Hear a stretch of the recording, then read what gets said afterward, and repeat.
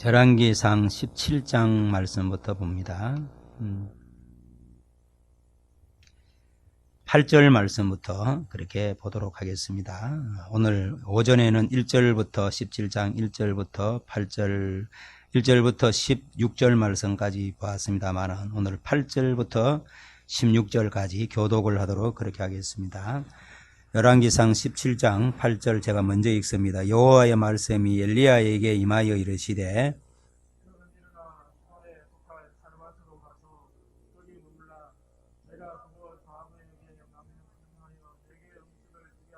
그가 일어나 사르밧으로 가서 성문에 이를 때에 한 과부가 그곳에서 나뭇가지를 줍는지라. 이에 불러 이르되 청하건대 그릇에 물을 조금 가져다가 내게 마시게 하라.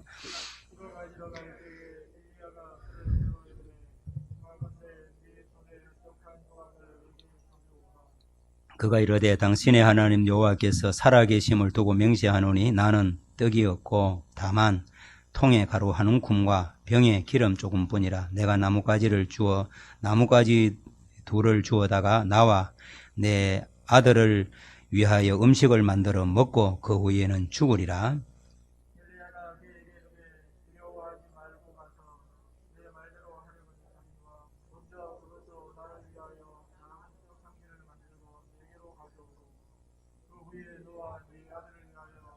이스라엘의 하나님 여호와의 말씀이 나 여호와가 비를 지면에 내리는 날까지 그 통에 가루가 떨어지지 아니하고 그 병의 기름이 없어지지 아니하리라 하였느니라.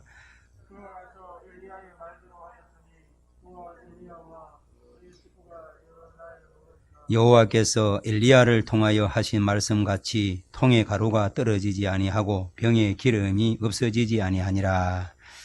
아멘. 하나님의 말씀을 잘 듣고 그 말씀을 살아가는 그 말씀이 여러분들의 삶의 방식이 되기를 주님의 이름으로 간절히 바랍니다. 세상의 삶의 어떤 방식이 여러분들이 배웠는데 그 삶의 방식이 아니라 하나님의 백성은 하나님의 말씀이 삶의 방식이어야 되는 사람들이 그리스도 예수의 사람들입니다. 우리가 이 땅에 살아가지만 이 땅에 자유대한민국의 국적도 가지고 있지만 천국 시민권을 가지고 살아가기 때문에 우리가 천국 시민으로서 이 땅에 살아가는 동안 천국 시민으로서 지켜야 할 그 하나님의 삶의 원리를 저와 여러분들이 꼭 따라가는 그런 복이 있기를 진심으로 바랍니다. 오전 시간에 말씀드렸죠. 솔로몬 왕국이 통일왕국이었고 다윗 시대의 통일왕국이었습니다. 다윗과 그리고 솔로몬 시대를 지나서 남북이 갈라지고 북쪽은 10지파로 남쪽은 2지파로 이렇게 나누어지는데 북쪽과 남쪽이 그냥 나누어지는 것으로 정치적으로 어떤 경제적으로만 나누어진 것이 아니라 종교적으로 완전 분리가 되어져 버렸습니다. 그래서 예루살렘에서는 여호와 하나님을 예배하지만 이 사마리아 북쪽이죠. 북쪽에서는 바알과 아세라를 그렇게 섬기고 있는, 그래서 그 북쪽 10지파의 최대의 위기가 닥친 겁니다. 그래서 아합의 통치 밑에서 이스라엘은 정말로 엄청난 위기를 만나게 되어집니다. 말씀드렸던 것처럼 그 위기가 적의 군대가 가져오는 위기가 아니었죠. 그 위기보다 더 훨씬 능가하는 위기고 어떤 경제적 재난이 닥치는 것보다도 더 큰 위기였습니다. 하나님을 예배할 거냐, 바울과 아세라를 예배할 거냐라는 이 문제입니다. 하나님을 예배할 것이냐, 바알을 예배할 것이냐라는 이 중차대한 문제 앞에 이스라엘이 직면되어져 있습니다. 그래서 여러분 오늘 낮 시간에 그 부분에 대해서 우리가 함께 나누었습니다. 그래서 이 단어가 열왕기상 17장 1절에 나와 있는 17단어로 된 이 엘리야의 설교가 하나님의 백성을 하나님 앞에 예배하는 제단 앞으로 그렇게 소환하는 그런 엄중한 메시지였다는 것을 말씀의 결론을 드렸습니다.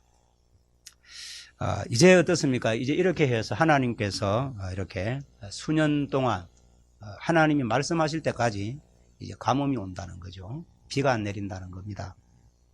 그래서 너는 어디 가느냐 하면 그리 시냇가로 가라고 그러죠. 그러니까 하나님의 말씀대로 엘리야는 순종합니다.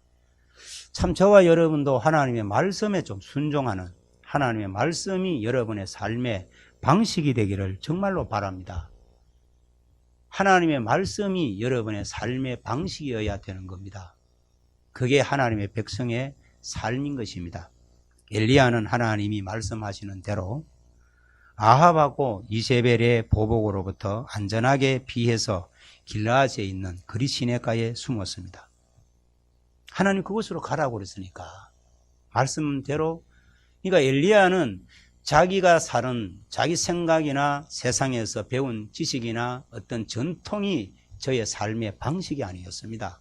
엘리야가 가는 삶의 방식은 하나님의 말씀을 따라 살아가는 게 엘리야의 삶의 원칙이었습니다.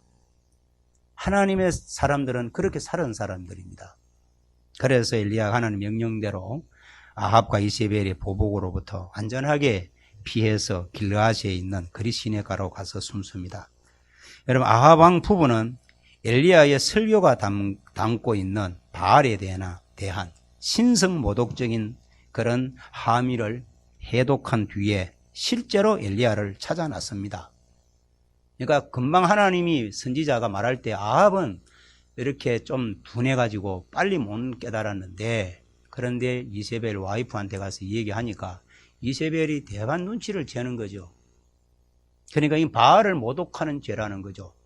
이세벨에게 있어서는 하나님이 바알이잖아요. 그러니까 엘리야가 와서 신성 모독죄를 범한 자라는 거죠. 그래서 이 아합 왕 부부가 엘리야의 그 설교가 담고 있는 그 바알에 대한 신성 모독적인 함의를 해독한 뒤에 실제로 엘리야를 찾아 나섭니다. 그런데 어떻습니까? 하나님은 미리 피신을 시켜놨죠. 하나님은 감당치 못할 시험 주지도 않고 시험 당할 때에는 피할 길도 주시는 하나님이신 줄로 믿으시는 줄로 믿습니다. 할렐루야.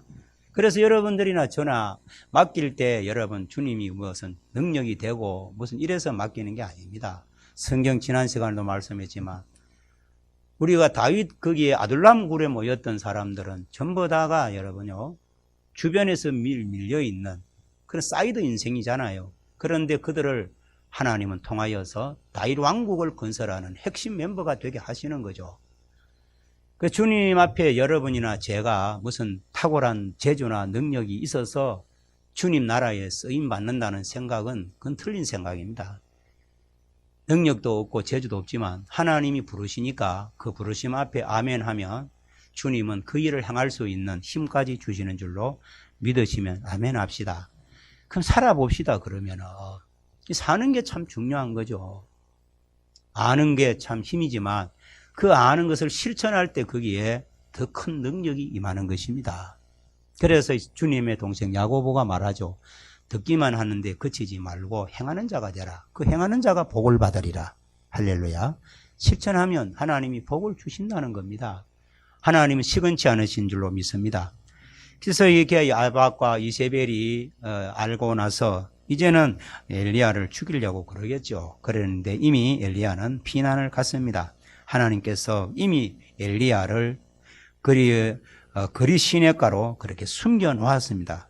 그리고 하나님이 약속하신 대로 엘리야를 돌보시죠.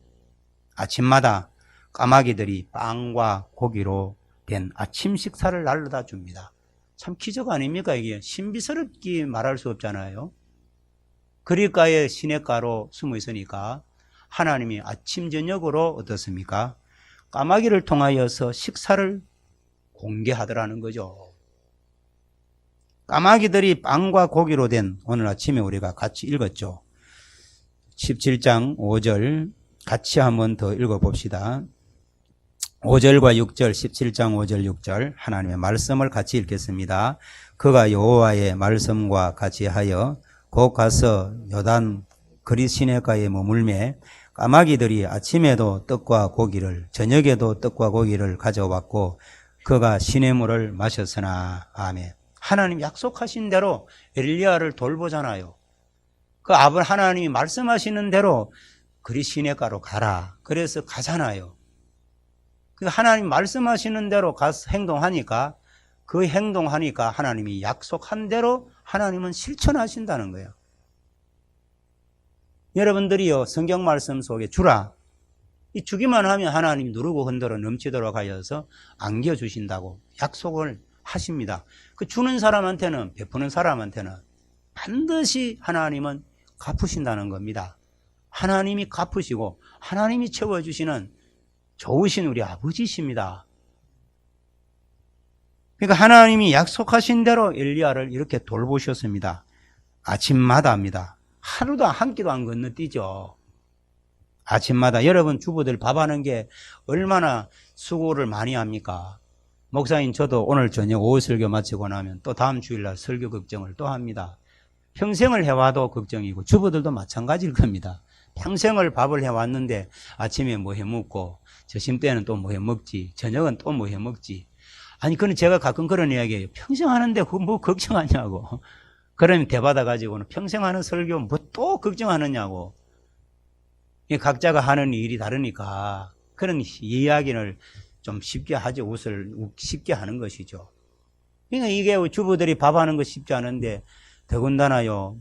까마귀가 무슨 이렇게 IQ가 높아가지고 아침 저녁으로 빵하고 고기를 갖다가 갖다 주겠어요. 신비한 거죠 이게. 이 신비한 역사 지금도 있는 줄로 믿습니다. 참 신비한 역사가 일어나는 거예요. 하나님의 말씀을 듣고 그 말씀을 삶의 방식으로 삼고 살아가는 때 하나님은 이런 은총을 베풀어 주시는 줄로 믿습니다. 참 여러분들이 믿으시고 믿음 안에서 복되게 살아가기를 바랍니다. 그래서 아침마다 까마귀들이 빵과 고기로 된 아침 식사 날라다 주고 저녁도 빵과 고기로 된 저녁 식사 날라줍니다. 그리고 생수는 뭐 넘쳐나잖아요. 그리 시내가에. 그리 시내가에 있는 이 생수 무한 제공, 무한 리필 뭐 되잖아요. 그렇잖아요. 그러니까 먹고 사는 거 주님이 말씀하시죠. 그 나라와 그의 의를 구해라. 그리하면 먹을 거, 입을 거, 마실 거 내가 책임져 준다. 주님 말씀하셨습니다. 오늘도 그 말씀이 내 삶의 방식이 되면요. 주님의 말씀이 내 삶의 방식으로 삼고 주님이 가신 그 길을 가면 주님께서 그 길마다 하나님께서 예비한 은혜가 있는 줄로 믿습니다. 그래서 오늘 이래야 하나님이라고 그러잖아요. 여러분, 전혀 저와 여러분들에게 낯설지 않은 이런 스토리입니다. 다 이해할 수 있는 스토리죠. 그런데 어떻습니까? 이제 그리 시냇가가 마르기 시작을 하죠. 하나님이 시내산 광야에서 많은 무리의 이스라엘 백성을 위해서 빵과 고기, 만나와 메추라기를 마련해 주셨던 것처럼 길앗 광야에 홀로 있는 외로운 예언자 한 사람을 하나님은 이렇게 돌보아 주시더라는 거예요. 하나님이 언제나 벗이 되어 주시는 거니까. 하나님이 함께 하신다는 표시잖아요. 40년 이스라엘 백성들에게 빵과 고기를, 만나와 메추라기를 주셨던 그 하나님께서 수백 년의 역사가 흐른 지금 이곳에서 길르앗이라는 곳에서 하나님께서 이렇게 고독한 예언자, 참 독야청청하지요. 그런 엘리야를 하나님께서 먹고 사는 일에 걱정 안 해도 되도록 하나님이 책임져 주셨다. 참 하나님이 까마귀를 보내시는 이 멋진 방법으로 엘리야를 돌보셨습니다. 아합과 이세벨, 바알과 아세라가 연합을 하고 이 상징적 가뭄이라는 배경을 뒤로하고 엘리야는 우아한 까마귀가 아침 저녁으로 섬기는 가운데 주님께서 시편 78편 7절 말씀 19절의 말씀처럼 광야에다가 식탁을 베푸시는 것을 즐기고 있습니다. 이 그리 시냇가에서 여러분 갖다 준 고기 포크 가지고 뭘로 썰었는지 그건 모르겠어요. 빵하고 말이에요. 비설산에 여기 가면은 어떤 집사님, 하원교회 집사님이 운영하시는 비설콕이라고 하는 양식집이 있습니다. 그래서 소고기 하고 이렇게 참 잘해줘요. 시간 나시는 분들은 한번 비설콕 한번 눌려보면 양식이 뭐 한 3만 원 이상 해요. 여러 가지 원하는 고기 해가지고 썰어서 이렇게 먹을 수 있거든. 하나님께서 이렇게 엘리야를 우아한 식탁에 이렇게 앉게 하셔서 참 이렇게 그 어려운 시절을 지나가게 하시는 것이죠. 하나님의 섭리는 여러분 결코 보편적인 일반성이나 경건한 추상성으로 나타나지 않고 언제나 구체적인 상황 속에서 구체적인 개인에게 뜻하지 않는 시간과 뜻하지 않은 장소에서 하나님의 은혜를 인식하게 하는 가운데 일어나는 일입니다. 여러분, 누가 까마귀가 나타나리라고 생각이나 했겠습니까? 누가 이런 생각을 했겠어요? 지금 이런 생각을 할 수 있는 사람이 누가 있겠습니까? 그죠? 하나님이 까마귀를 보내어서 아침 저녁으로 여러분 그 식탁에 여러분 고기 썰고 말이요. 소고기인지 양고기인지 그건 모르지만 그죠? 아마 돼지고기는 아닐 거고 이브리인들은 안 먹으니까 그렇게 말이야. 그리고 생수 그냥 마시고 말이야. 그러다가 이제 시내에 맞아 비가 안 오니까 어떻습니까? 엘리야가 말하고 난 그 순간부터 이제 이슬이 안 내려. 참 그 비가 안 내려. 먹고 사는 게 이제 어렵죠. 농경시대잖아요. 지금도 마찬가지입니다. 농경시대가 아니지만 농산물이 없다고 한번 생각해 보십시오. 그러니까 그리 시내마저 이제 마르게 되니까 이제 하나님의 섭리가 새로운 방향으로 물꼬를 틀어갑니다. 하나님이 엘리야에게 시돈에 있는 사르밧이라고 하는 도시로 가라 이렇게 명령하십니다. 이 명령은 참 의아하고 놀라운 명령입니다. 하나님께서 엘리야에게 시돈에 있는 사르밧이라고 하는 도시로 가라는 이 명령은 조금 놀라운 일입니다. 그리 시내가가 있는 길리앗은 외딴 곳, 쉽게 말하면 첩첩삼종, 강원도 꼴짜기 중에 꼴짜기 이렇게 말할 수 있습니다. 길리앗은 외딴 곳에 있습니다. 그러니 쉽게 사람들이 찾아오기 힘든 곳이었기 때문에 은신처로 그럴듯한 장소죠. 백담사 같은 곳입니다. 아합과 이세벨의 손이 미치지 못하는 그런 참 은밀한 피난처, 그것이 바로 그리 시내가였습니다. 그런데 시돈의 사르밧은 그렇지 않습니다. 이세벨의 뒷마당 같은 곳입니다. 이세벨이 성장기를 함께 보냈던 사람들이 살고 있을 뿐만 아니라 그가 이스라엘로 들여오고 싶어서 안달이 난 신과 여신들이 넘쳐나는 곳이 바로 이곳입니다. 그러니까 이 사르밧이라는 곳은 엘리야가 가서는 참 위험한 곳이란 말입니다. 매우 적대적인 장소였고 도망 중에 있는 남자, 신분을 숨긴 채 살려고 하는 남자에게는 위험스러울 정도로 적대적인 장소가 이 사르밧이라는 곳입니다. 그런데도 하나님이 가라고 하잖아요.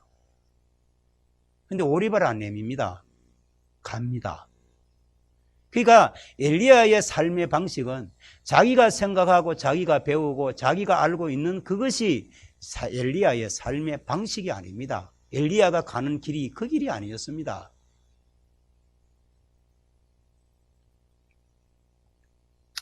여러분, 엘리야는 성산을 따지는 그런 사람이 아닙니다. 이것이 가면 유익하겠다. 이곳에 가면 불리하겠다. 계산적이지 않았습니다. 엘리야는 하나님의 말씀에 순종하는 법을 익히고 있는 사람입니다. 엘리야의 삶의 방식은 자기가 알고 배우고 했는 그것이 자기 삶의 방식이 아닙니다. 그러니까 여러분 이 성산을 그렇게 따지고 그러면 못 가죠. 길앗은 갈 수가 있겠지만 사르밧은 못 간단 말입니다. 이세벨의 뒷마당에 어떻게 가겠어요? 그러니까 인간적인 것이 그의 삶의 방식이 아니었습니다. 오늘날도 저와 여러분도 마찬가지입니다. 교회마다 출석률이요 50%가 안 됩니다. 한국 교회가 정말 위기에 있습니다. 오죽하면 우리 교회도 선교 헌금을 못 보낼 정도로 위기를 맞았겠어요.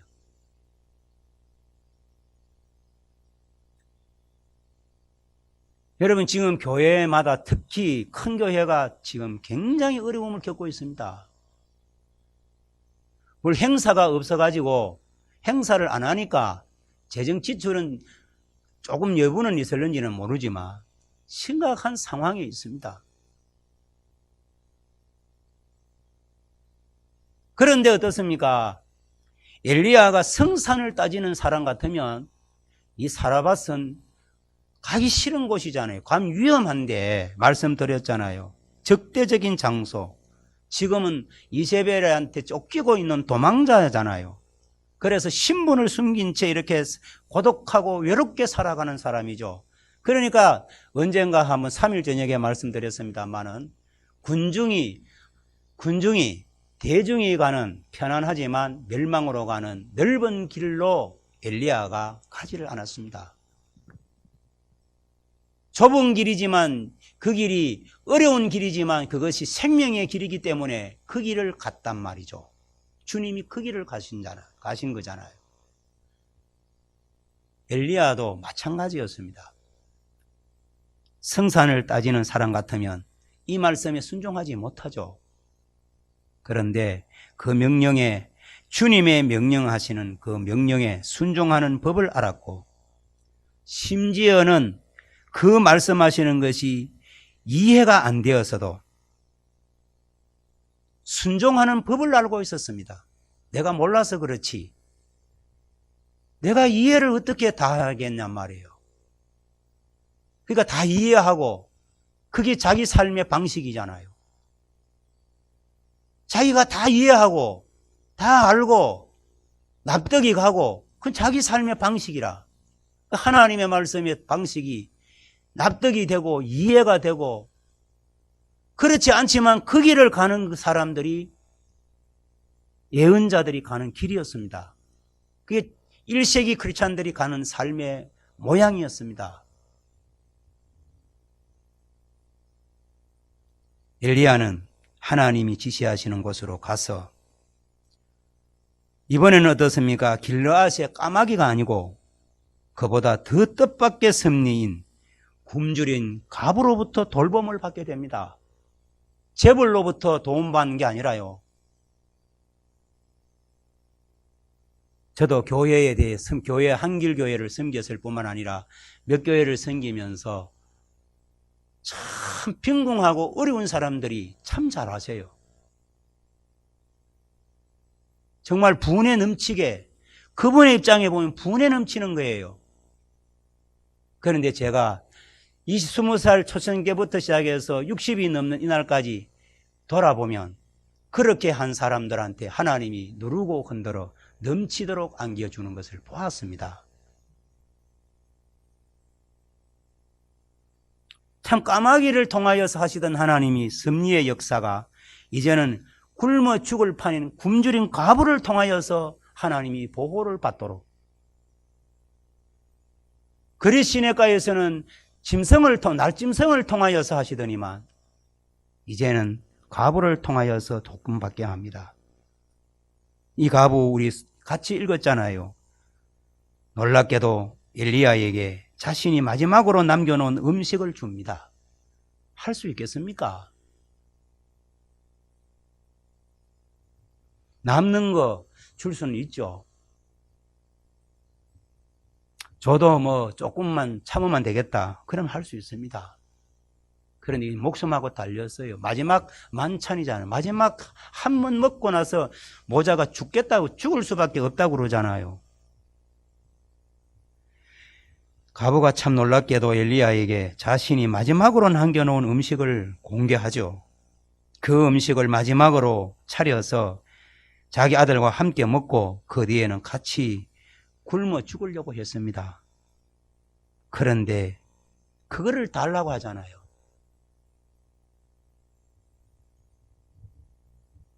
그 과부가 생각한 대로 자, 이 한 끼 남았는 거 이거 가지고 반죽해서 먹고 나서 우리 잘 먹고 이제 굶어 죽자. 이게 과부의 계획이었잖아요. 근데 그 계획대로 안 되는 거죠. 그 과부가 엘리야에게 베풀죠. 한 끼 먹고 뭐 몇 시간 아니면 며칠 더 쉬면 여지하나. 그냥 오늘 섬기고 죽으나. 차라리 섬기고 죽자.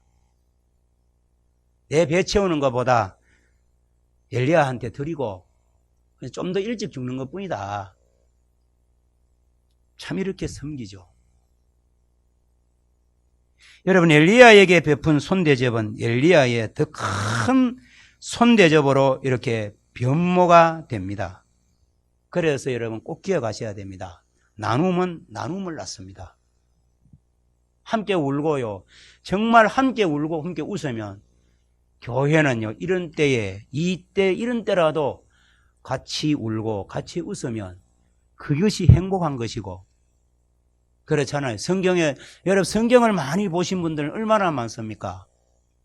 대궐에서 상다리가 부러질 정도로 차려놓고 다투고 이렇게 싸우면서 그렇게 사는 것보다 광야에 가서 텐트 쳐놔놓고 그냥 보리밥에 냉수 말아서 된장, 고추장 하나 찍어서 먹어도 그것이 더 행복하다 그러잖아요.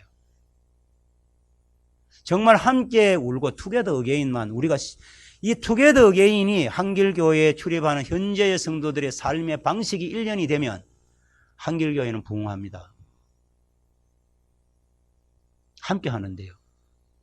성경은 이렇게 말합니다. 백지장도 맞들면 낫다고.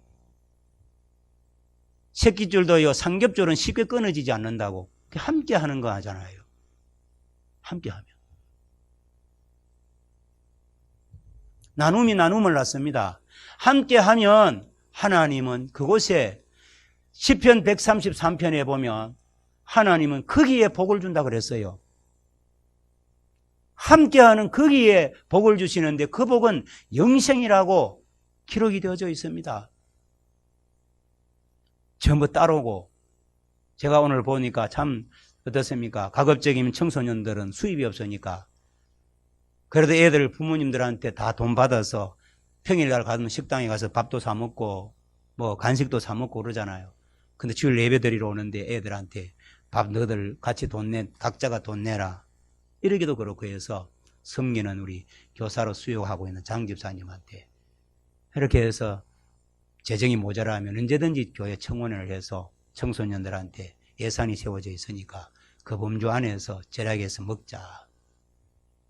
그래 지시를 하죠.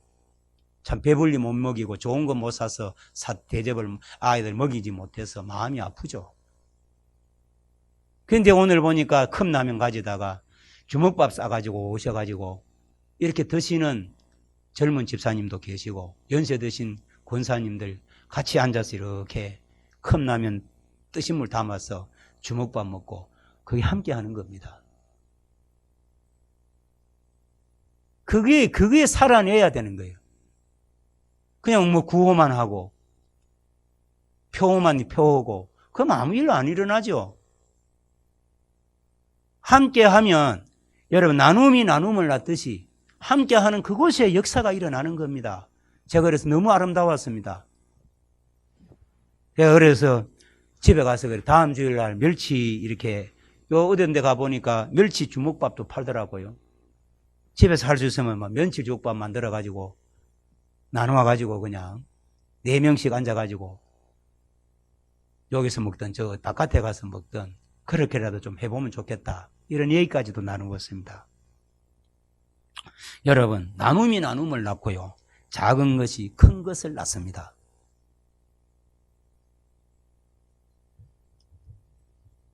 여러분, 정말 이 하나님의 사렙다 과부의 가정으로 하나님이 보내셔서 이 사렙다 과부를 통하여서 하나님의 종을 보호하고 사역이 이어져 가게 하고 그것으로 인하여 사렙다 과부는 가뭄이 끝나는 동안에 경제 문제, 먹고 사는 문제 걱정하지 않더라. 오늘도 하나님은 동일한 하나님이신 줄로 믿으시는 분에게 이 역사가 오늘도 일어날 줄로 믿습니다. 여러분 엘리야의 이 이야기 전체를 여러분 다 보고 나면 엘리야가 광야에서 보낸 시간과 이 과부 집에서 함께 보낸 시간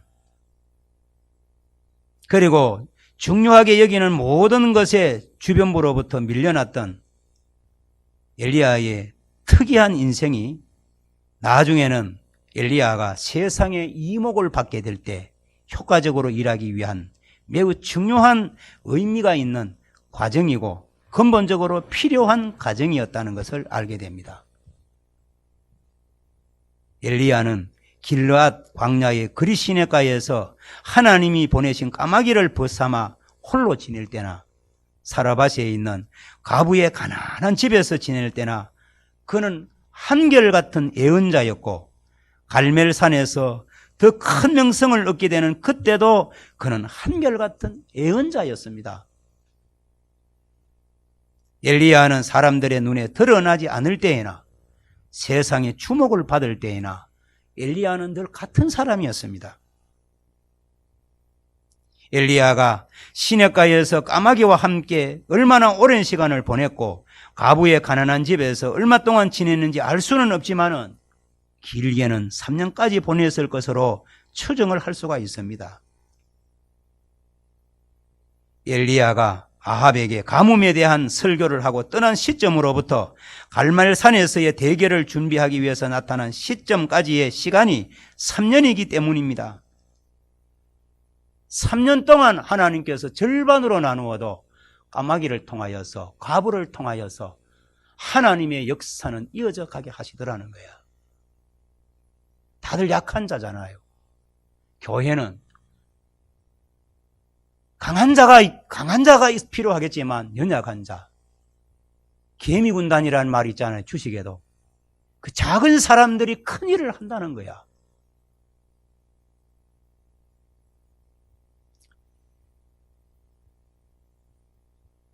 여러분들이 하나님 나라에 정말 복되게 쓰임받는 여러분들이 될 수 있기를 진심으로 바랍니다. 하나님 나라에 까마귀같이 사라밧 과부같이 하나님 앞에 쓰임받는 그런 복이 있기를 바라고, 그와 같은 어려운 시절도 다 인생에 살아가는 길에 필요한 과정이라는 것을 꼭 기억하시고 믿음 안에서 복되게, 그리고 투게더 어게인, 정말 구호가 되지 말고,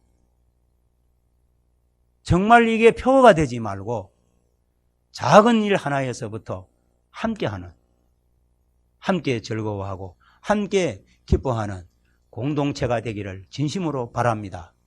그럴 때 하나님은 분명히 주목해서 보시고, 하나님께서 이 어려운 때라도 하나님 엘리야에게, 사렙다 과부에게 은혜를 베푸셨던 것처럼 그런 은혜가 쏟아부어지는 역사가 일어날 줄로 확신합니다.